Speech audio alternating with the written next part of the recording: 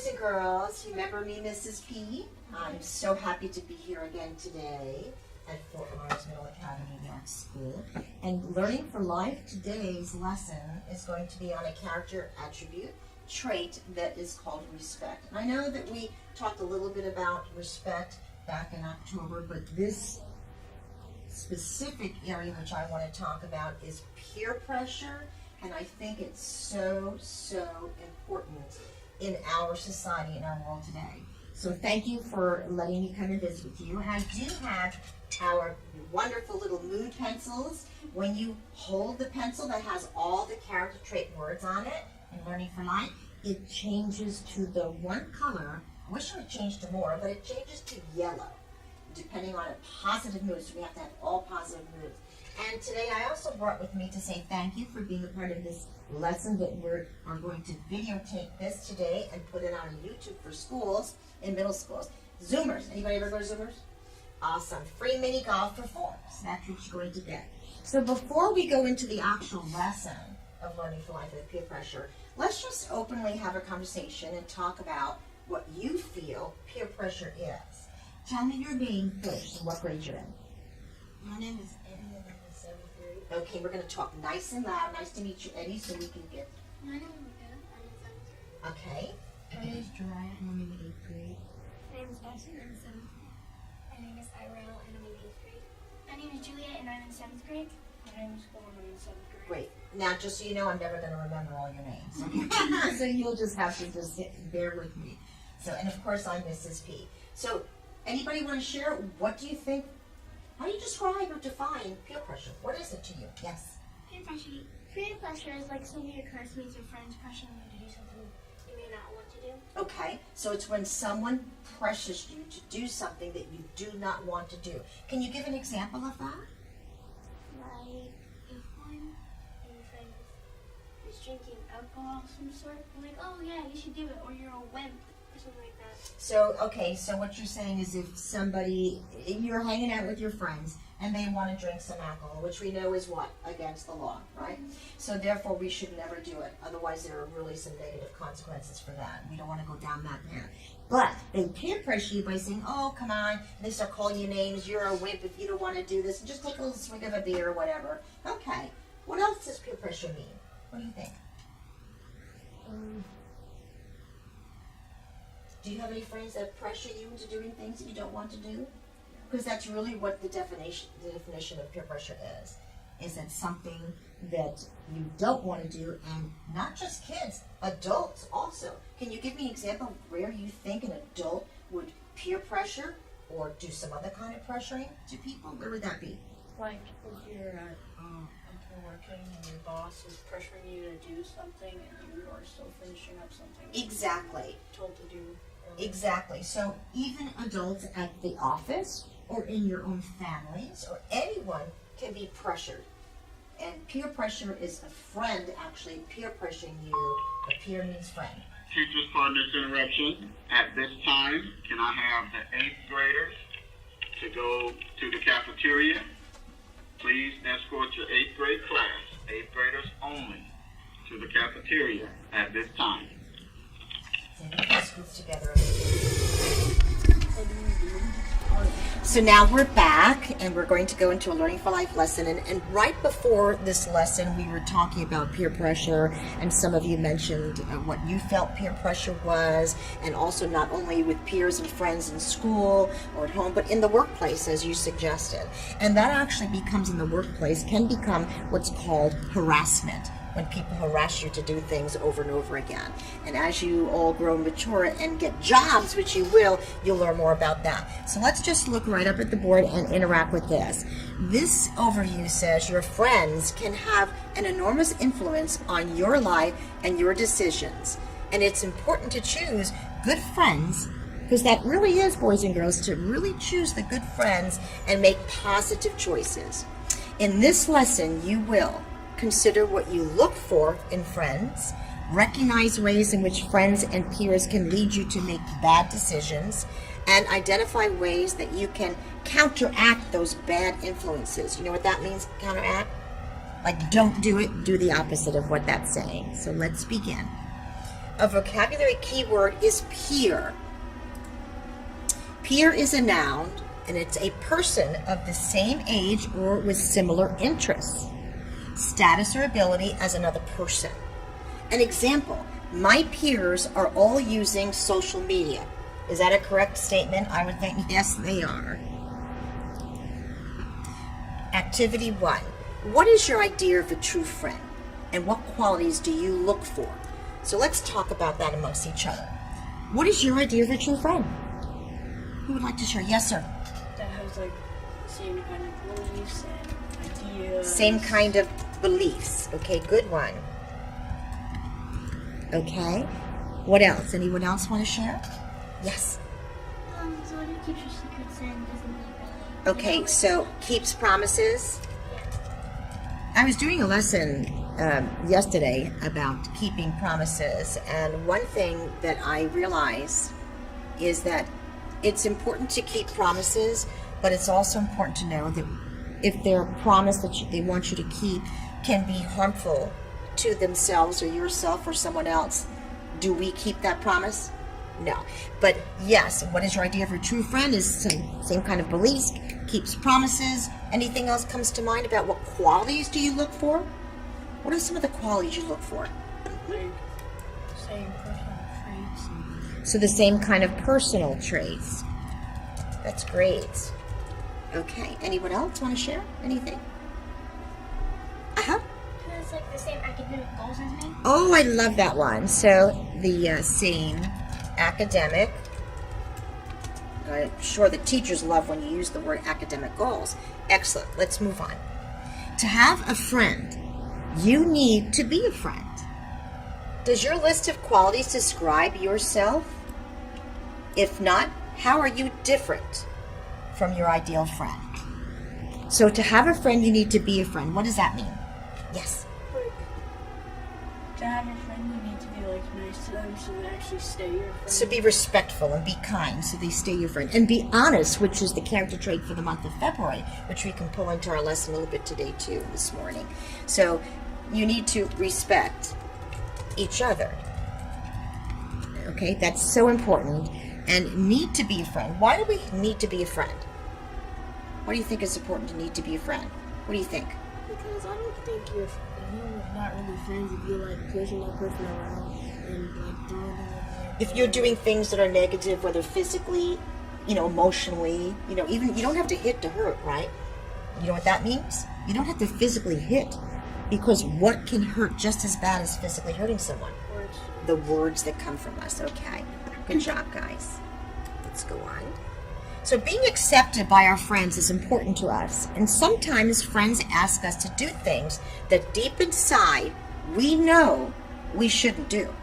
When friends influence us to make bad or unhealthy choices, to act against our better judgment, or even just to like whatever's cool, like we were talking about before.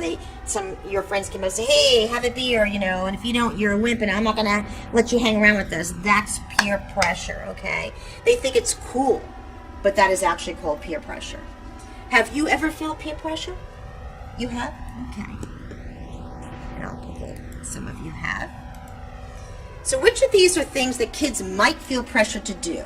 And there might be more than one answer. Use alcohol, tobacco, or drugs? Yeah, you think so? Peer pressure? Yes. Are there any others? Wear certain types of clothing or buy certain products? Yep. Okay. And have popular friends and pick on unpopular friends? Yep. Skip school or cheat on schoolwork? Exactly. Wow, that was a big one. Why do you feel that one more? Skipping school or cheat on schoolwork? Have you experienced that with friends? Can you share a little bit about what your experience was? Do you remember? Well, 5th grade, I had this one friend. Mm-hmm. He was always peer pressuring me to do something. And how was he peer pressuring you to do his homework? He was kind of like telling me like, You better do it or what? What was he going "Better to do? it, or I'm not your friend." Or I'm not your We friend. skipped a lot of school. We skipped- grades. Yeah. So sad, so sad. Let's go on. Create a list of other things that kids might feel pressure to do. Can you think of other things? Mm-hmm. What do you They think? might be pressured to like, if they were like a dare, Like a dare? Dare you. Okay. Anyone else want to share anything? Anything else that you can be peer pressured about? How about doing something to someone else? What do you think about that? Have you experienced that? You heard that, but you know somebody who has? Yeah, people, like, sometimes when you're friends with people, they're like, oh, you didn't lose this goal, we can't be friends anymore. So when you're friends and your friend comes up to you and says, oh, you better be mean to this, like, let's say it's a new student. Oh, you better be mean to that new student, otherwise you're not going to be hanging with us anymore. So that is really sad. So when there's a new student, and that is so detrimental to those new students, emotionally especially, so that's it's very sad. So it's important to note that the term peer pressure is usually associated with negative consequences, but the influence of friends can also work in positive ways. One of the joys of friendships is sharing interests and discovering new things, right? So you should always consider the consequences of your actions and remember to stay true to your sense of the right and wrong. Don't you think we should all know what the right and wrong is, especially at your age and your grade level? Absolutely. Which of these scenarios may result in negative consequences? And there may be more than one right answer. And look at the picture here. What are they doing here? Playing basketball, right? And it looks like it's kind of dark outside, doesn't it? So, Bill insists that you have to help him pull a mean prank. Yep. Is that a negative? Yes, because helping Bill will involve hurting someone else. Do we want to hurt anyone else? No. And it may get you both into trouble. Right. How about Sarah recommends a book she thinks you'll like? Is that peer pressure? No, that's just a positive. How about Frank asks you to come play basketball with him? No, that's just a fun thing and you're sharing that fun. Joanna suggests that you should come over for dinner. No, so there's nothing out of these four. The only one that's peer pressure is Bill insists that you have to help him pull a mean prank. Excellent. Which of these scenarios may result in a negative consequence? Lawrence wants you to watch TV with him rather than study for your science test. Yeah. That would be because obviously what? He's not? Exactly. So your schoolwork is more important, right? How about Simon wants you to play catch with him rather than watch TV? Positive. That's a positive. It's okay. That's not a negative. How about Emily wants you to play a board game with her rather than do your chores? What do you think? Yes, you have responsibilities at home that require your attention. How about Laura wants you to watch a movie with her rather than read a book? It depends. No, either of these options could be a positive, right? It depends on the book, like if it's a science. Well, that's true too. It does depend on the book or what it is, and if it's academic and for school, and if there's a report you need to do. Schoolwork comes first. That's the most important thing before playtime. Which of these scenarios may result in negative consequences? There may be more than one right answer. Becca wants you to share your answers on a math quiz. Negative. You think it's negative, all of you? Yes, cheating may hurt both of you. How about Dwayne wants you to study together for a science test? It's positive. Because studying may help both of you. What about Susan wants you to be your partner? She wants to be your partner on an English project. That's a positive thing also. Well, assuming Susan works as hard as you do, this could help both of you and, of course, be a positive consequence there. How about Joe wants you to give him feedback on his presentation for social studies? Positive. Why is that positive It could and be- not negative? It could be positive or negative because it might be like you just like if he has like mistakes, you can clean them out. Right. It says here, it's really more a positive because he just wants your opinion on something, right? Okay. The last activity we're going to do in the hall before fifth period. A boy named Jesse asked Tamika to skip algebra with her. I hate that class, Tamika admitted. It's so hard. I never understand what's going on, but what do you want to do instead? So Jesse smiled mischievously and said, we could walk to my house, watch a movie, hang out. I only live a few blocks away. And we both just have study hall for 6th period. I don't know, Tamika was unsure. Come on, Jessie urged. My mom won't be home until after 5. We'll have to place ourselves. It'll be so cool. So let's see what it says about that little scenario. Tamika, what did she do? She allowed herself to be what? Persuaded. As the girls snuck away from the school together, giggling and trying to look like they had every right to be walking down the sidewalk after lunch on a Thursday, it did start to seem like a fun adventure. At Jessie's house, they sat down in front of the TV to watch a movie. Wait, I have a surprise, Jessie announced. And she got up and poured them each a tall glass of liquor from her mother's cupboard. Tamika had never tried alcohol before, but she didn't want Jessie to think she was a baby. So she took a sip along with her friend. It tasted awful. The fiery, sickening, sweet taste went right up to her nose. Her eyes watered, but she managed to swallow it. Drink up, Jessie urged, and the two girls steadily sipped their liquors while they watched the video. It was a stupid movie. By the end of their glasses, both girls were giggling uncontrollably. Let's have another, Jessie exclaimed. As she jumped up to get the bottle, she almost fell over Tamika's foot. Whoops! She laughed on the way back with the refilled glass. Jessie stumbled against the doorframe and spilled most of the glasses' sticky contents onto Tamika's lap and on the couch. So sorry, she giggled. She was drunk. Tamika, however, had a splitting headache. She was dizzy and her mouth felt dry despite all of the liquor she drank. I think I'm going to throw up, Tamika said miserably, and then she did, right on Jessie's couch. Tamika started to cry. I want my dad, she sobbed. Jessie was scared. She stumbled into the kitchen and called 911. In a short while, an ambulance came to take Tamika to the emergency room. It turned out that Tamika was all right. She needed to get rid of her body of all the alcohol she had drunk. However, Tamika and Jessie were both in big trouble. Their parents were called at their jobs and told what had happened.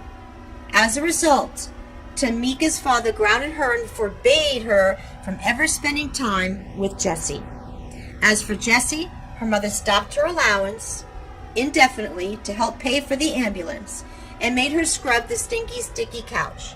At school, both girls faced suspensions because they had skipped class and left school property without permission. While the girls were still at school, boys and girls, what could Tamika have said to avoid this situation? Would it be, I like algebra? She could have said anything else, right? How about I'll get in trouble if my parents find out I skipped class? She could have said that.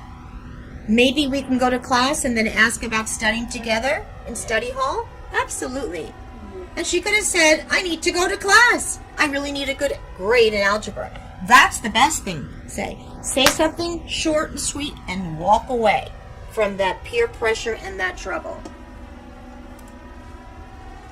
So, let's move on a little bit more to the next. Once the girls arrived at Jessie's house, boys and girls, what could Tamika have said or done to avoid drinking the alcohol in the first place? Could she have left and gone back to school? Yes, it might be hard, but sometimes walking away, like we just said, is the best choice. Could she propose a safe and healthy activity instead?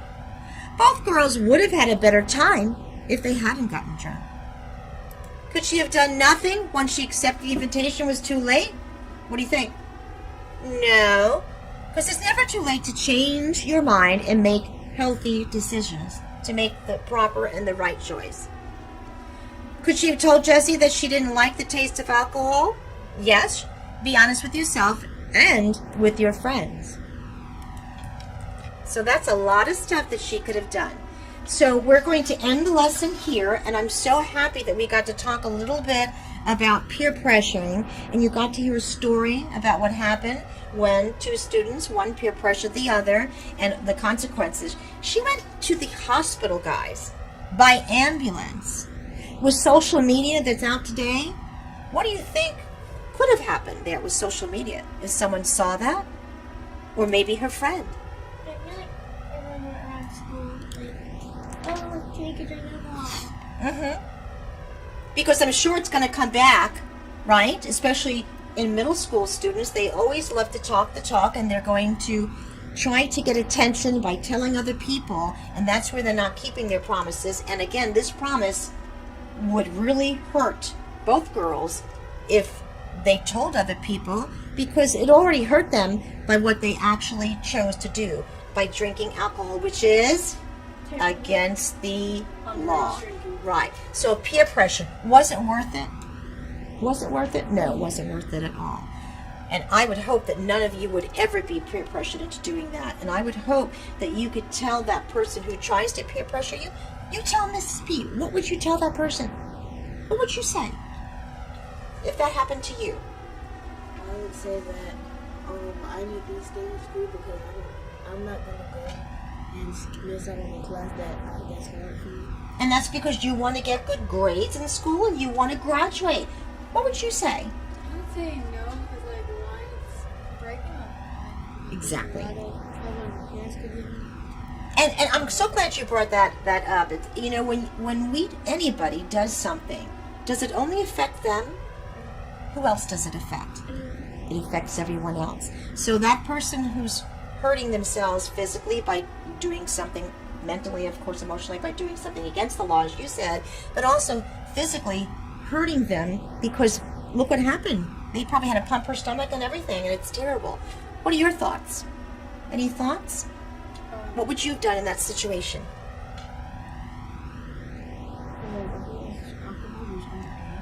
Underage? Mm-hmm. Exactly. I would do two things.